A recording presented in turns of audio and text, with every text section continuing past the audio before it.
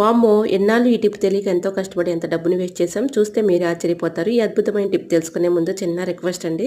First time మన channel ఎవరైనా చూస్తుంటే ప్లీజ్ అండి ప్రీవియస్ వీడియో చూసి మీకు నచ్చితే ఈ ఛానల్ని సబ్స్క్రైబ్ చేసుకోండి.